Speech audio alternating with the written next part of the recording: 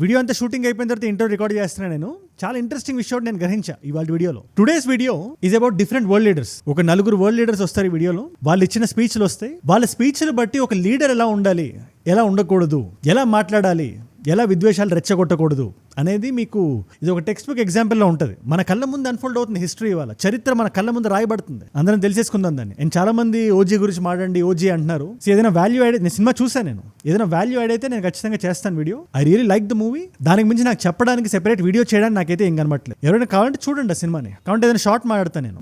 Thank you. ఇవాళ వీడియోలో మనం ఏ పాయింట్ గురించి మాట్లాడే ముందు ఇండోనేషియన్ ప్రెసిడెంట్ ఒక మాట అన్నారు. అదే ఈ United Nations General Assembly speech sign off ఇస్తూ వాలైకుం అస్సలాం నుండి ఓం శాంతి శాంతి ఓం వరకు, ఇన్ఫాక్ట్ షలోమ్ అనే పదాన్ని కూడా వాడారు. ఒక్కసారి మీరే వినండి. ఓం శాంతి శాంతి శాంతి ఓం నమో బుద్ధాయ. Thank you very much.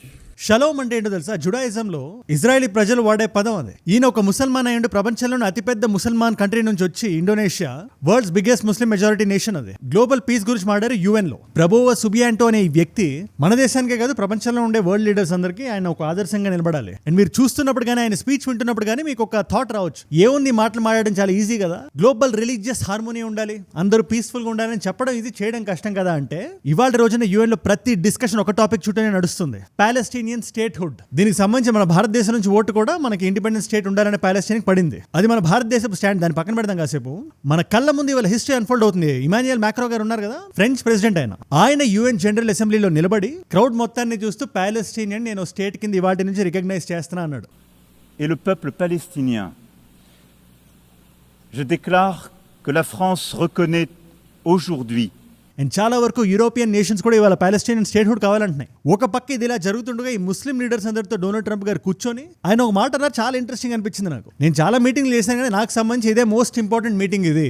ఎందుకంటే అసలు స్టార్ట్ అవ్వకూడని ఒక యుద్ధాన్ని, ఏది మన ఇజ్రాయెల్ కి గాజా యుద్ధం గురించి మాడుతూ ఆ యుద్ధాన్ని ఆపగలిగే మీటింగ్ ఇది అన్నారు. This is my most important meeting. I've had important meetings. I don't want to insult anybody. This is the one that's very important to me because we're going to end something that should have probably never started. Thank you very much, everybody. ఎవరెవరు కూర్చున్నారనుకున్నారా meeting లో? Turkish president Erdogan నుంచి షేబాజ్ షరీఫ్ వరకు పాకిస్తాన్ కూడా ఉంది అక్కడ. ఇవాళ పాకిస్తాన్ అసలు chance పేట్ dance ఆడుతుంది. ఈ రీసెంట్ గా ఈ సౌదీ పాకిస్తాన్ ప్యాక్ట్ గురించి మనం మాడుకున్నాం కదా, అది ఒక ఇస్లామిక్ నేటో అవుతుంది, ఇది ఓపెన్ ప్యాక్ట్, ఇది అందరు రండి అని చెప్పి పాకిస్తాన్ పిలుస్తుంది. ఈ కాంటెక్స్ట్ లో ట్రంప్ గారు వీళ్ళందరి ముందు కూర్చొని గాజా యుద్ధాన్ని ఆపగలిగే శక్తి మీకే ఉందని చెప్తున్నారు. ఆయన ఎంత ఇంపార్టెన్స్ ఇచ్చారు ఈ మీటింగ్ కి. ముందుగా UN పట్ల చాలా అసంతృప్తి వ్యక్తం చేశారు ఆయన, యూరోపియన్ నేషన్స్ పట్ల కూడా. మీరందరూ డెడ్ నేషన్స్ అయిపోతారు, మైగ్రేషన్ మీరు ఎలా చేస్తాను ఒక పక్క అంటూ. UN నాకేమిచ్చింది? అదేమైనా యుద్ధాలు ఆపిందా? నాకు హెల్ప్ చేసిందా? ప్రపంచంలో ఏదైనా పెద్ద చేంజ్ ఏదైనా పట్టుకొచ్చిందా? గట్టిగా మాడితే పని చేయని ఎస్కలేటర్ ఆగిపోయిన టెలిప్రాంప్టర్ ఒకటి ఇచ్చింది నాకు. ఏంటి నాకు ఈ కర్మ అనే మీనింగ్ వచ్చినట్టు ఆయన మాట్లాడుతున్నారు, మీరే ఒక్కసారి వినండి. I got from the United Nations was an escalator that on the way up stopped right in the middle. If the First Lady wasn't in great shape, she would have fallen, but she's in great shape. We're both in good shape. We both stood. And then a teleprompter that didn't work. చెప్తా, దీని contact చాలా ఫన్నీగా ఉంటుంది. First of all UN కి చాలా వరకు funding అయిపోయింది US నుంచి. $500 మిలియన్ ఎంతో కట్ చేశాడు ఈ డొనాల్డ్ ట్రంప్. దానివల్ల చాలా వరకు జాబ్స్ కూడా వెళ్ళిపోయినాయి. దానివల్ల కోపం ఏంటో కానీ మీరు ఒక్కసారి విజువల్ చూడండి. అక్కడ ఎస్కలేటర్ ఉంది, ట్రంప్ గారి సెక్యూరిటీ అది దాటుకొని వచ్చి ఆయన ఎస్కలేటర్ దాకా వెళ్ళేదాకా అది పైకి బాగానే పనిచేస్తుంది, కానీ ఆయన రాగానే ఆగిపోయింది. చుట్టూ ప్రెస్ ఉంది, ఆయనకి ఏం చేయాలి అర్థం కాలేదు, నడుచుకుంటూ పైకి వెళ్ళారు ఆయన, ఫస్ట్ లేడీ కూడా. తర్వాత ఆయన సూట్ అది సర్దుకొని టై అది టైట్ చేసి స్పీచ్ ఇస్తుండగా జనరల్ గా టెలిప్రాంప్టర్స్ ఉంటాయి, ఆయన ఏం మాడలో వస్తుంటది అక్కడ. ఆ టెలిప్రాంప్టర్ టయానికి పనిచేయలేదు. చూసుకున్నాడు, చాలా కోపం వచ్చింది ఆయనకి. 2 మాటలు మాట్లాడేసి చాలా ఫ్రస్ట్రేట్ అయ్యాడు ఆయన. అండ్ దిస్ ఇస్ సినిమా అనుకునే మూమెంట్స్ ఈ UNGA లో చాలా వరకు జరిగినాయి.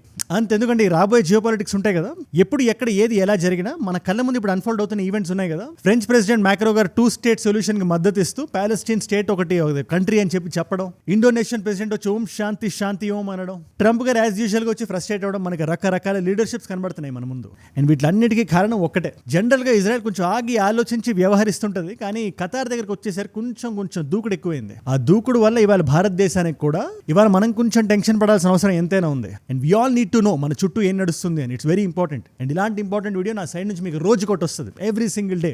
లోకల్ గా జరిగే ఇష్యూస్ నుంచి మన ప్రపంచంలో జరిగే ఎటువంటి ఇష్యూనైనా అందరికీ అర్థమైనట్టు వీడియో చేసి ఒక 15-20 నిమిషాల కాంటెంట్ లా మీ ముందు పెట్టేస్తారు రోజు. మరి నేను పెట్టడమే ఆలస్యం, మీ దాకా రావాలంటే మీరు ఏం చేయాలి? సింపుల్. కొత్తగా వచ్చిన వాళ్ళు ఎవరైనా ఉంటే కింద కనబడే సబ్స్క్రైబ్ బటన్ నొక్కి పెట్టేసుకో. డన్. ముందుగా ఈ కాంటెక్స్ట్ గురించి మీకు ఏ మాత్రం అర్థం కావాలని, ఒక దేశాన్ని యుఎన్ ఎలా రికగ్నైజ్ చేస్తుంది అనే విషయం మీరు అర్థం చేసుకోవాలి. నేను ఇకపై మాట్లాడే ఏ ఇష్యూకైనా దీంతో కనెక్షన్ ఉంది. సో దాన్ని క్విక్ గా చెప్పేస్తాను, జాగ్రత్తగా వినండి. ముందు ఏదైనా ఒక దేశం ఉంది, ప్యాలెస్టైన్ ఉంది అనుకోండి. ఒక 4 స్టెప్ ప్రొసీజర్ ఫాలో అవ్వాలి యుఎన్ మెంబర్షిప్ రావాలంటే as a country. Step number 1, UN secretary council కి ఒక అప్లికేషన్ పెట్టుకోవాలి. పలానా మీ దగ్గర ఒక దేశం కింద రిజిస్టర్ అవడానికి కావాల్సిన రిక్వైర్మెంట్ అంతా ఫిల్ చేస్తున్నాం మేము, ఇదిగో చూడండి అని. ఇప్పుడు స్టెప్ నెంబర్ 2, ఇది యునైటెడ్ నేషన్ సెక్యూరిటీ కౌన్సిల్ దగ్గరికి వెళ్తుంది. ఇప్పుడు ఈ సెక్యూరిటీ కౌన్సిల్ లో 15 కంట్రీస్ ఉంటాయి. 5 పర్మనెంట్, 10 నాన్ పర్మనెంట్. ఈ non permanent countries every 2 year basis లో మారుతా ఉంటాయి. మనం కూడా నాన్ పర్మనెంట్ మెంబర్స్ కింద ఉన్నాం చాలా టైమ్స్. బట్ ఇక్కడ ఇష్యూ ఏంటంటే, ఈ 5 పర్మనెంట్ కంట్రీలు ఏవైతే ఉన్నాయో, చైనా, రష్యా, యూకే, ఫ్రాన్స్, మన బిగ్ డాడీ అమెరికా, అందులో మన భారతదేశం ఉండాల్సింది. బట్ ఈ ప్రస్తుతానికి లేదు. అది ఎందుకు, ఏంటి, ఎలా అంటే దానికి ఒక సెపరేట్ వీడియో చేయాలి. బట్ ఇందులో అమెరికా ఉంది. అమెరికా ప్యాలెస్టైన్ ఎప్పుడు ఒక స్టేట్ కింద కన్సిడర్ చేయదు.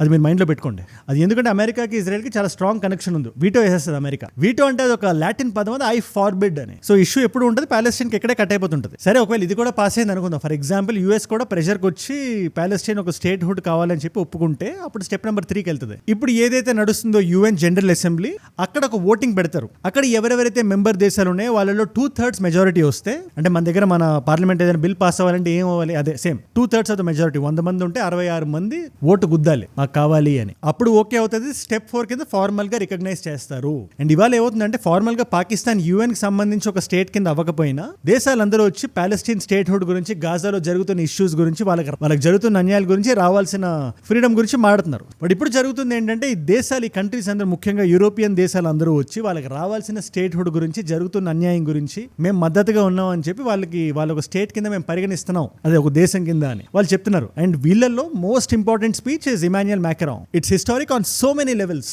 వన్స్ అని చెప్పేసాడు, వేరే దేశాలు కూడా అందరూ వచ్చి చెప్పేసి యూరోప్ అంతా ఒకటైతే, జస్ట్ ఇమాజిన్, ఆల్రెడీ అరబ్ దేశాలన్నీ ఇజ్రాయెల్ కి అగేన్స్ట్ గా ఉన్నాయి. ఇప్పుడు యూరోప్ అంతా కూడా ఒకటైపోతే ఇది ఇజ్రాయెల్ కి అంత మంచిది కాదు. అండ్ అసలు చాలా మందికి డౌట్ వస్తుంది, ఇజ్రాయెల్ తప్పే లేదు కదా అంటుంటారు. ఇజ్రాయెల్ తప్పే లేదా అంటే, ఒకటే మాట చెప్తున్నాను నేను, ప్రతి దగ్గర అగ్రెసివ్నెస్ పనికిరాదు. భారతదేశాన్ని యూఎస్ ఎంత హాస్టైల్ గా చూస్తుందో మన అందరికీ తెలుసు. ఆ దేశం ఇప్పుడున్న స్థాయికి, వాళ్ళు పెడుతున్న ఇరిటేషన్ కి భారతదేశం పాకిస్తాన్ చేయాలంటే ఎంతసేపు చెప్పండి. కానీ గ్లోబల్ పాలిటిక్స్ కి మనం అనుసంధానంగా ఉందామన్నా, చాణక్య నీతి ప్రదర్శిద్దామన్నా కూడా మనం కొంచెం జాగ్రత్తగా ఉండాలి. ఆ మెజర్మెంట్ ఎక్కడో ఇజ్రాయెల్ తప్పింది. గాజా దగ్గర నడుస్తున్న బ్లాకేడ్ గానీ, గాజాకి జరుగుతున్న పిఆర్ గానీ ఇజ్రాయెల్ కి ప్రస్తుతానికి అంత మంచిగా ఉండట్లేదు. పైగా ఖతార్ లాంటి దేశానికి దోహాకి వెళ్ళి కొట్టింది. ఈ రెండు చాలా అగ్రెసివ్ మూవ్స్. భారతదేశానికి ఎంత ఫ్రెండ్లీగా ఉన్నా కూడా ఇవాళ మనం ఇజ్రాయెల్ వెనకాతల నిలబడకపోవడానికి కారణం అదే. ఎందుకంటే మన దేశం ముందు రావాలి. ఇప్పుడు ఇజ్రాయెల్ పక్కన మనం వెళ్ళి నిలబడి ఇజ్రాయెల్కి ఎవరైతే అగేన్స్ట్ గా నిలబడుతున్నారో ఆ దేశాలన్నిటికీ మనం శత్రు అవడానికి it's not the right time. ముఖ్యంగా యూరోపియన్ దేశాలు. మీ క్లాసిక్ ఎగ్జాంపుల్ ఇస్ మెలనీ గారు. ఆవిడ ఇటాలియన్ లీడర్. ఆవిడ ఈ మ్యాక్రో గారు చాలా మంచి ఫ్రెండ్స్. ఈ G7 వెళ్ళినప్పుడు ఒకటే ఈకైకలు పక్కపక్కలు. అలా అని చెప్పి మ్యాక్రో గారు ఒక మాట అన్నారని చెప్పి ఈవిడ ఎక్కడ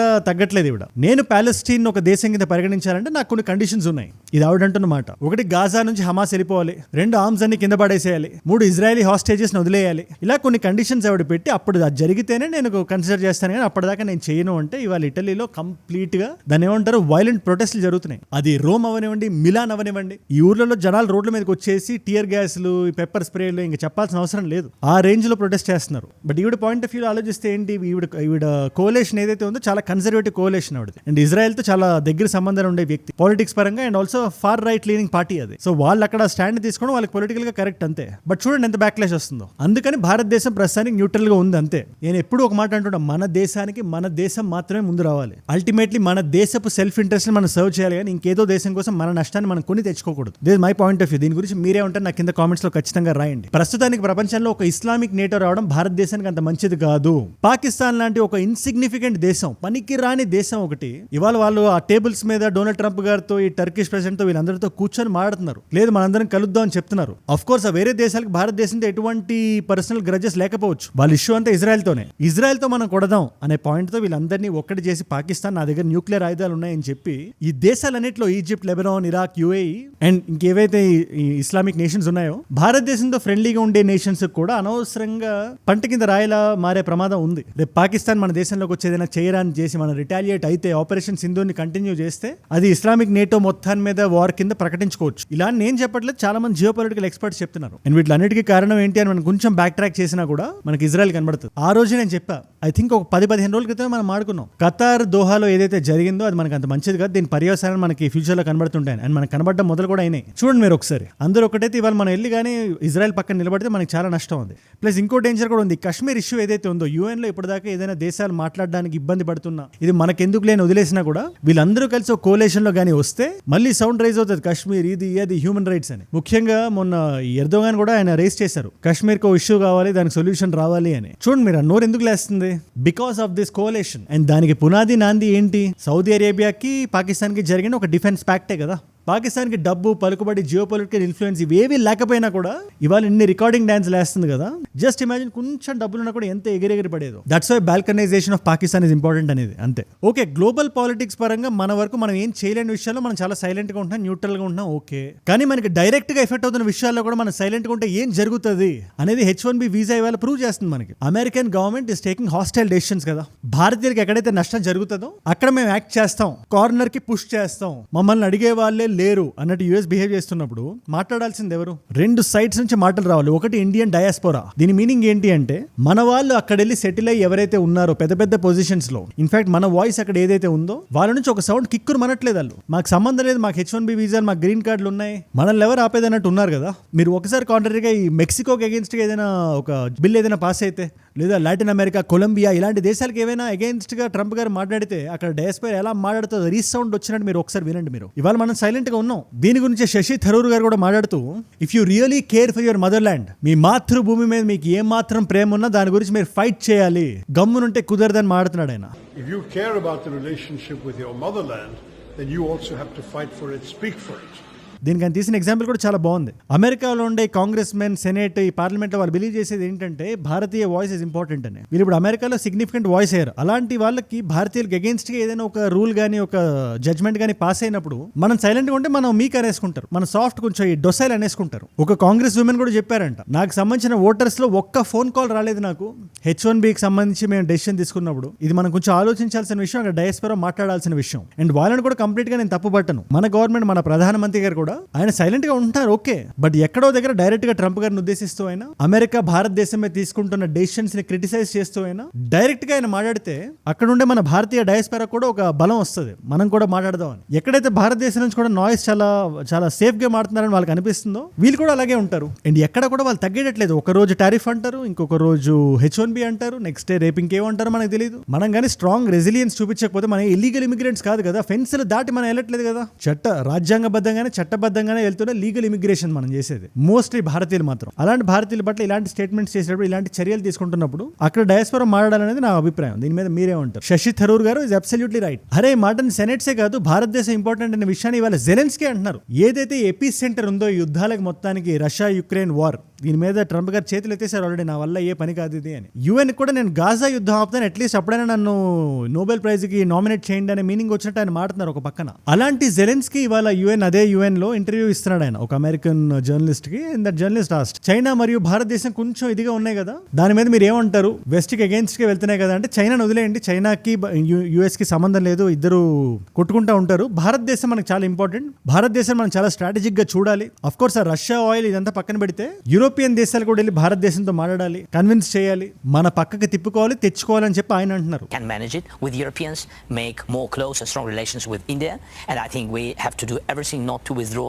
Indians, and they will change their attitude to Russian. ఈ మాత్రం ఇంకిత జ్ఞానం ఈ హోవర్డ్ లుట్నిక్, మన స్కాట్ బెసెంట్ ఇలాంటి వ్యక్తులు లేవు. నోటికి ఏదో వస్తే అది మాట్లాడుతున్నారు కదా ఈ మధ్యన.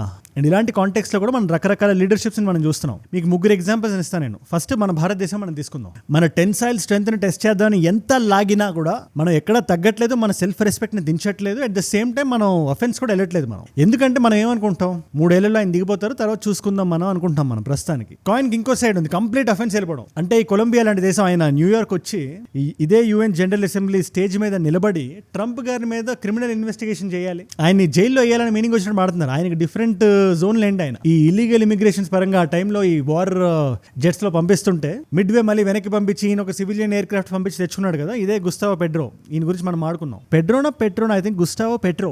యా, ఈయన బాధ అంటే కెరేబియన్ సీ దగ్గర మీరు ఏ షిప్ చూసినా అది డ్రగ్స్ అనుకుని కొట్టేయండి, మీరు ఏ షిప్ చూసినా కూడా మీరు లేపేయండి, మీకు అనుమానం వస్తే అది ఉండకూడదు అది అని చెప్పి డొనాల్డ్ ట్రంప్ గారు అన్నారు కదా. ఈయనకి ఎక్కడో కాలింది కొంచెం. మీరు ఒక డ్యూ ప్రాసెస్ మీరు ఫాలో అవ్వకుండా వార్ క్రైమ్స్ మీరు ఎట్లా చేస్తారు? మీరు జస్టిస్ ఉంది, ఇంటర్నేషనల్ లా ఉంది, ట్రయల్ జరగాలి, తర్వాత కదా మీరు ఏదైనా చేయాలి. ఇలాంటివి మీరు చేస్తారు కాబట్టి మీ మీద తక్షణం క్రిమినల్ ఇన్వెస్టిగేషన్ ఏదైతే ఉందో అది జరగాల్సిందే అని కాయిన్ ఒక పక్క ఆయన మాట్లాడుతుంటే, there is also somebody like Subianto, Indonesian president ఎవరైతే ఉన్నారో, ఈ సుబియాంటో ఎవరైతే ఉన్నారో ఓం స్వస్తిస్తూ మొదలుపెట్టి రిలీజియస్ రిలీజియస్ హార్మోనీ కావాలి అని మాట్లాడుతూ ఒక ఫైనల్ సొల్యూషన్ ఉండాలి, హిందూయిజం అయినా ఇస్లాం అయినా క్రిస్టియానిటీ అయినా అందరం కలిసి ఉండాలి అని వాళ్ళకు అస్సలాం అని ఆయన ఒక ముసల్మాన్ ఆయన అని చెప్తూ షలోం చెప్పి దాని తర్వాత ఓం శాంతి శాంతి ఓం అన్నాడు ఆయన. అగైన్ ఓన్లీ మాటలేనా ఏమైనా చేతలు ఉన్నాయా అంటే గాజాకి నేను పంపిస్తాను, ప్యాలెస్టైన్ డిఫెండ్ చేయడానికి నా సైడ్ నుంచి 20,000 మంది ట్రూప్స్ ని పంపించడానికి నేను సిద్ధంగా ఉన్నానని చెప్పి ఒక పక్క ఆయన అంటూ ఇజ్రాయెల్ సోవరెంటీని కూడా మనం కాపాడాలి అంటున్నాడు ఆయన. మీరు జాగ్రత్తగా వినండి, ఏదో ఒక సైడ్ మాట్లాడుతూ ఇంకొక సైడ్ కంప్లీట్ గా విలనైజ్ చేసి మాట్లాడలేదు. ఇజ్రాయెల్ దేశానికి కూడా భంగం కలగకూడదు, ప్యాలెస్టైన్ అమాయకులకు కూడా ఏం జరగకూడదు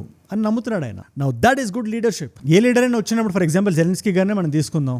ఆయన మోడస్ ఆపరెండి ఎలా ఉంటుంది, ఫస్ట్ అందరినీ భయపెట్టేయాలి. పోలాండ్ దాటాక రొమానియానే, రొమానియా దాటాక ఫ్రాన్సే, ఫ్రాన్స్ దాటాక ఇటలీనే అని చెప్పేసి భయపెట్టేసి అందరి దేశాన్ని ఒక దగ్గర తీసుకొచ్చేయాలి. అది కరెక్టా తప్పని నేను చెప్పట్లేదు, దట్ ఈస్ వన్ ఆప్షన్. అలా మాట్లాడొచ్చు. లేదా ఎల్లుండి మన జయశంకర్ గురించి మాట్లాడతారు. అగైన్ భారతదేశం ఎప్పుడు ఇది మనకి సంబంధించిన యుద్ధం కాదు కాబట్టి మన సెల్ఫ్ ఇంట్రెస్ట్ ఇంపార్టెంట్ కాబట్టి మనం చాలా వరకు సేఫ్ గేమ్ ఆడతాం. మనం ఈసారి అలాంటి సేఫ్ గేమ్ మనం ఆడతాం. ముఖ్యంగా పాకిస్తాన్ తో జరిగిన ఆపరేషన్ సింధూర్ తర్వాత ఈ ఎంటైర్ పీస్ సిచ్యువేషన్ మీద కానీ, ఇజ్రాయెల్ గాజా ఇష్యూ మీద కానీ, రష్యా యుక్రెయిన్ ఇష్యూ మీద కానీ ఆయన టేక్ ఏముంటుంది అనేది నేను చూద్దాం అనుకుంటున్నాను. ఎల్లుండి ఉంది ఆయన స్పీచ్, బట్ అట్లీస్ట్ ఆయన కొంచెం ఫోర్ ఫ్రంట్ లో ఆడాలని అయితే నేనైతే కోరుకుంటున్నా. దీని మీద మీరే ఉంటారు నాకు కింద కామెంట్స్ లో రాయండి. ఈసారి మోదీ గారు వెళ్ళలేదు యుఎస్ తో, ఇలాంటి టైంలో ఎందుకు న్యూయార్క్ వెళ్ళి మనం మాట్లాడడం అని ఇలా చేస్తుంటే జయశంకర్ గారు వెళ్ళారు మాట్లాడతారు అన్నట్టు. UNHRC United nations human rights council కూడా 60th సెషన్ అవుతుంది ప్యారలల్ గానే. అగైన్ UN అంటే ఒక్క పర్టికులర్ మీటింగే కాదు, రకరకాలు అవుతుంటే సైడ్ లో. ఈ సెషన్ లో క్షితిజ్ త్యాగి గారు అని చెప్పి ఆయన కౌన్సిలర్, ఆయన పర్మనెంట్ ఇండియన్ మిషన్ UN దగ్గర, ఈయన మాట్లాడుతూ పాకిస్తాన్ ఏకి పడేశారు ఈయన. అగైన్ మనకి హ్యూమన్ రైట్స్ అనగానే పాకిస్తాన్ వచ్చి డిస్కో డాన్స్ చేస్తుంటది కదా, భారతదేశంలో మైనారిటీస్ అని, మీరు సరిగ్గా చూసుకోవట్లేదని, హ్యూమన్ రైట్స్ అని, కశ్మీర్ అని రకరకాలుగా మాట్లాడుతుంటది. అరే అసలు మీరు మీ ప్రజలు మీరు చూసుకోండి, మీ జనాల మీద మీరు బాంబులు వేసిన తర్వాత మాతో వచ్చి మీరు నీతులు మాడతారా అని చెప్పి ఆయన మాడుతున్నాడు ఆయన, అనే మీనింగ్ వచ్చినట్టు. And it's very clear. Khyber పఖ్తూన్ఖ్వాలో ఏం జరిగిందో మనం అందరం చూసాం. దాన్ని స్పెసిఫిక్ గా సెపరేట్ గా నేను చెప్పాల్సిన వీడియో చేయాల్సిన అవసరం కూడా లేదు. వాళ్ళ దేశంలో ఒక మిలిటెన్సీ ఇన్సర్జెన్సీ లాంటిది ఒకటి వస్తుంది. అది బలూచుల నుంచి కానీ ఇంక వేరే ప్రావిన్సుల నుంచి కానీ ఎవరి కాలు సెపరేట్ అయిపోదాం అనుకుంటున్నారు. సో పలానా ఖైబర్ పఖ్తూన్ఖ్వాలో మిలిటెంట్స్ ఉన్నారని చెప్పి వాళ్ళకి తొక్కలో ఇంటెలిజెన్స్ ఒకటి వస్తే ఆ ఇంటెలిజెన్స్ పట్టుకొని అక్కడికి వెళ్ళి బాంబులు వేసి జనాలు చంపేసి చిన్నపిల్లల్ని ఆడపిల్లల్ని మన దగ్గరికి వచ్చి నీతులు మాడుతున్నారు. ఇది ఎంతవరకు, ఇది అసలు ఏం చిన్న స్కూల్ పిల్లలని చెప్పేస్తారు. పాకిస్తాన్ వచ్చి హ్యూమన్ రైట్స్ గురించి ప్రపంచంలో అసలు ఎటువంటి స్పీచ్ కాదు కదా, మాట కూడా మాట్లాడకూడదు అని. ఎనీవేస్ పాకిస్తాన్ నాకు సంబంధం లేదు, వాళ్ళు చేశారు వీళ్ళు చేశారు అని ఎక్కడ చూపించినా కూడా it comes under war crime. దీని మీద చట్టపరంగా ఇంటర్నేషనల్ లా పరంగా వాళ్ళకి శిక్ష పడాలని అయితే నేను కోరుకుంటున్నా. చూడాలి మరి ఏం జరుగుతుందో. ఇవాళ మల్టిపుల్ చాయిస్ క్వశ్చన్ మీ అందరికి, డచ్ కొలోనియల్ రూల్ నుంచి ఇండోనేషియాకి ఇండిపెండెన్స్ ఎప్పుడు వచ్చింది? Option A 1939, option B 1941, option C 1945, option D 1947. జాగ్రత్తగా వినండి క్వశ్చన్. డచ్ రూల్ నుంచి ఎప్పుడు ఇండిపెండెన్స్ వచ్చింది? మీకు ఆన్సర్ తెలిస్తే కింద రాయండి. తెలుసుకుందాం అనుకుంటే మీరు ఇన్స్టాగ్రామ్కి వచ్చేసేయండి. అక్కడ అజయ్ ఫ్రమ్ ఏజుడ్ అని ఉంటుంది. మీరు ఇన్స్టాగ్రామ్కి వచ్చి పైన సర్చ్ బార్ లో అజయ్ ఫ్రమ్ అని కొడితే పక్కన వచ్చేస్తుంది ఈజీగా. మీ అక్కడ 1+ మిలియన్ ఫాలోవర్స్ ఉంటారు, టిక్ మార్క్ ఉంటుంది, మీరు టక్ అని వచ్చేయచ్చు. It's verified profile. అక్కడ ఇలాంటి వీడియోస్ ని రీల్స్ లా చూడాలన్నా, నా లైఫ్ లో నా చుట్టూ ఏమైనా జరుగుతున్నా, ఏదైనా వీడియో ఐడియా టాపిక్ నాకు ఇద్దాం అనుకున్నా, లేటెస్ట్ న్యూస్ స్టోరీస్ లో చూద్దాం అనుకున్నా, ఈ క్వశ్చన్స్ ఆన్సర్స్ కూడా అక్కడ దొరికేస్తుంది. ఒకవేళ అక్కడ లేకపోయినా కూడా ఏజుడ్ రీల్స్ అని మన టీం నడుపుతున్న పేజ్ అయితే అక్కడ పెట్టేమంట ఖచ్చితంగా. And by the way aged global మన ఛానల్, అది మీ నాన్ తెలుగు ఫ్రెండ్స్ కి నా కైండ్ ఆఫ్ వీడియోస్ మీరు షేర్ చేద్దాం అనుకున్నా, లేదా మీరే చూద్దాం అనుకున్నా చూడండి. అండ్ ఏజుడ్ అన్ఫిల్టర్డ్, నా ఫ్యాషన్ సెన్స్ మీద కానీ, లైఫ్ స్టైల్ గ్రూమింగ్ మీద ఎటువంటి ఇంట్రెస్ట్ ఉన్నా కూడా మీరు వచ్చేసేయండి. We are growing horizontally, be a part of the community. And మీరు ఇక్కడ దాకా నా వీడియోలో వచ్చారంటే నా వీడియోస్ మిమ్మల్ని ఆకట్టుకుంటున్నాయి, ఒక వాల్యూ పొందుతున్నారు. Thank you so much for that. మీరు ఇస్తున్న ఈ వాచ్ టైం, మీ రిటెన్షన్ ఏదైతే ఉందో, ప్రాణం పెట్టి నన్ను పంచడానికి, రోజు నిర్భయంగా నిర్మోహమాటంగా మాట్లాడడానికి నన్ను ప్రేరేపిస్తుంది, ప్రోత్సహిస్తుంది. దానికి మీరే నా ప్రేరణ. You are my inspiration. మీరు ఇలా డైలీ చూడడం వల్ల ఎంతమంది కొత్త వాళ్ళకి రీచ్ అవుతున్నాయి తెలుసా ఈ వీడియోస్. అలాంటి కొత్త వాళ్ళు మీరు కానీ ఉండుంటే, నేను వీడియో పెట్టగానే మీ దాకా రావాలంటే మీరు ఏం చేయాలి? కింద కనబడే సబ్స్క్రైబ్ బటన్ నొక్కి పెట్టేసుకోండి. డన్. మీకోసం 2 కాంప్లిమెంటరీ వీడియోస్ పెడుతున్నా.